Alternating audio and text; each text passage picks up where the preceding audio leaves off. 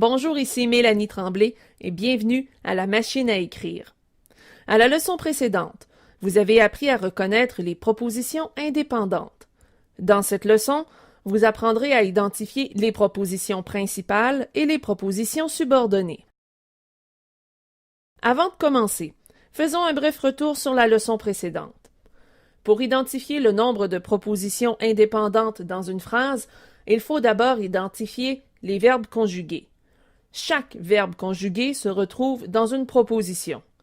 Lorsqu'il y a plus d'une proposition indépendante dans une phrase, elles sont soit juxtaposées, c'est-à-dire qu'un signe de ponctuation autre que le point les sépare, ou elles sont coordonnées, c'est-à-dire qu'elles sont séparées par une conjonction de coordination.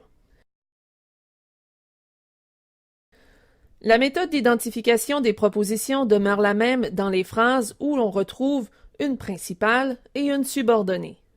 Observons la phrase suivante. Marie fait réparer son ordinateur qui est brisé. Dans cette phrase, les verbes conjugués sont fait et est brisé. S'il y a deux verbes conjugués, il y a deux propositions. En plus de trouver les verbes conjugués, il faut identifier un autre élément dans la phrase qui indiquera que les propositions ne sont pas indépendantes. Il faut identifier un pronom relatif ou une conjonction de subordination. En d'autres termes, il faut vérifier si des mots comme qui, que, si, quoique, puisque, etc. se retrouvent dans la phrase. Leur présence indique qu'il y a une proposition principale et une proposition subordonnée. Dans cette phrase, il y a le pronom relatif qui. Encadrez-le et faites une marque juste avant pour séparer les propositions en deux. La proposition qui se trouve devant le pronom relatif qui est la proposition principale. Celle dans laquelle se retrouve le pronom relatif qui est la proposition subordonnée. Pour quelles raisons ces propositions s'appellent-elles principales et subordonnées? C'est que sans la présence du premier segment, c'est-à-dire la principale, le deuxième segment n'a pas de sens. Les propositions subordonnées dépendent toutes d'une proposition principale.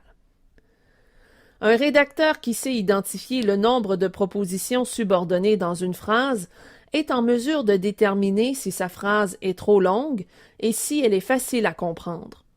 Cette technique évite au rédacteur de laisser des phrases incomplètes dans un texte. Observons une autre phrase. Il n'est pas en classe parce qu'il est malade. Quels sont les verbes dans cette phrase? Les verbes sont est et est. Observez bien. Il y a une conjonction de subordination. Il s'agit de parce que. Nous l'encadrons et insérons une marque de séparation juste avant. Vous voyez ici, il y a deux propositions. Il n'est pas en classe est la proposition principale, parce qu'il est malade est la proposition subordonnée. Cette proposition ne pourrait pas exister sans la première partie de la phrase qui est la proposition principale.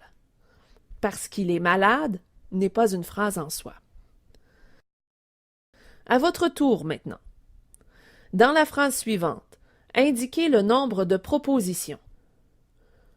Appelle-moi quand tu arriveras à la maison. Quels sont les verbes conjugués? Les verbes conjugués sont appelle et arrivera. Il y a donc deux propositions. Est-ce qu'il y a un pronom relatif ou une conjonction de subordination? Quand est une conjonction de subordination. Alors, on l'encadre et on fait une marque juste avant. Les propositions dans cette phrase sont donc « appelle-moi » et « quand tu arriveras à la maison ». Laquelle est la proposition principale? « Appelle-moi » est la proposition principale.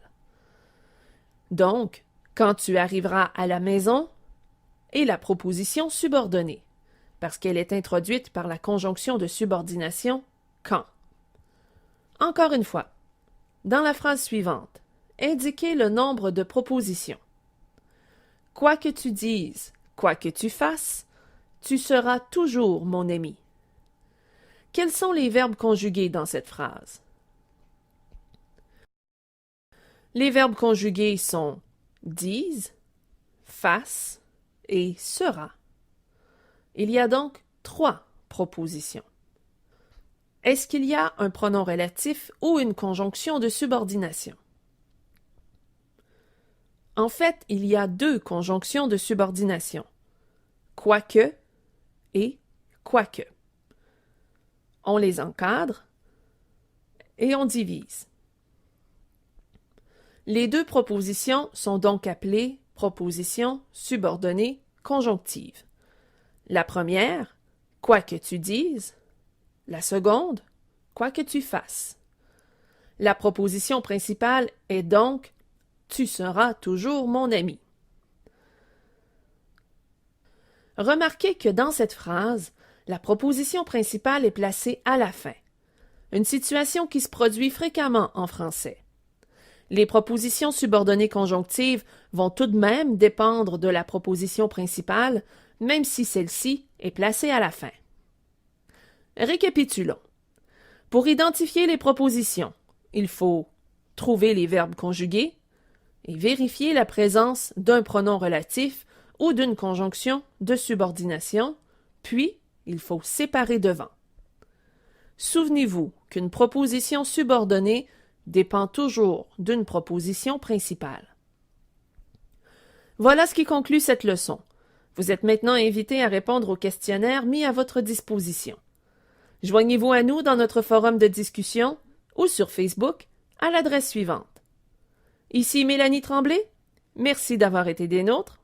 À la prochaine.